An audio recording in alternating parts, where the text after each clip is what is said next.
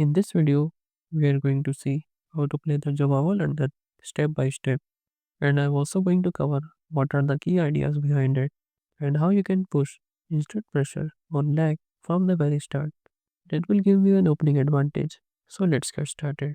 So the Jobava London begins with the move d4, and after you go d5, you go bishop f4, knight f6, then you play knight c3. This is the Jobava London. Now black have these responses. Knight to c6, bishop f5, c5, c6, and there's also one more which is g6. Let's cover each of them one by one. First, the most common knight to c6. Then you go knight to b5, threatening a fork on c7.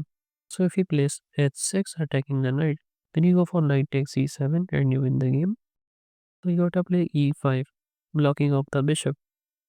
But then you can just take with the bishop, and after he takes, you take, attacking the knight. Let's say knight moves very well. Then you play this amazing queen takes d5, sacrificing the queen. Now you got a take, but then you take, forking the king and the queen, and then you're going to take the queen, and you're just up 3 pawns and completely winning in just 9 moves. Therefore, here, knight to c6 is a common mistake. How about c5, striking in the center? Then you can play e3. Again, if it goes for knight to c6, then you have the same idea, knight to b5 to threaten a fork, e5, then you take, and after it takes, you just take, knight g4 hits the pawn, but then queen takes d5, and after it takes, then again knight to c7 check, and you take the queen. But what if you just take here? Then you can take, and after something like a6, to prevent this, you can just develop the knight, e6, then you can just move the bishop out, and then just castle on the next move, and continue the game. And if you try g6, then again you can just centralize the knight. Let's say goes knight by d7. Then you can play queen f3, develop the bishop, and castle on the queen side and continue attacking. For example, if bishop g7, you can go for h4 immediate attack. This is quite a common idea if he tries to go in this King's Indian type setup in the London. Let's say castle here, you also castle. Let's say goes queen a5, a random move. Then you can push this pawn and after he takes. Now here, you just save the rook and after he takes, you will develop this bishop here. First you will take this pawn, bring the rook here, and this is going to be a good attack for you.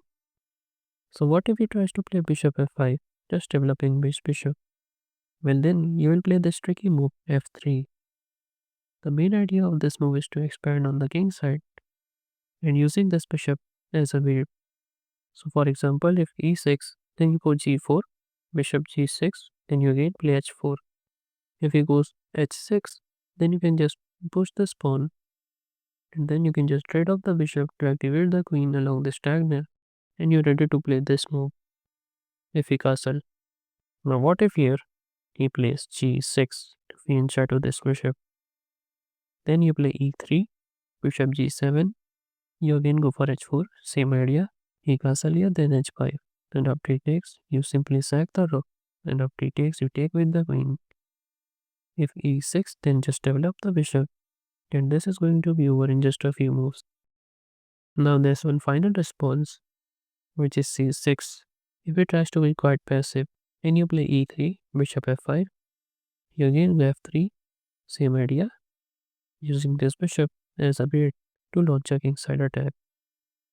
For example, if e6, then g4, bishop g6, h4, and after h5, you go g5, taking so much space on the king side, and after he moves back, as you can see, this is so much better for white here. So if this video was helpful, then don't forget to like this video, and don't forget to subscribe so you don't miss the upcoming videos.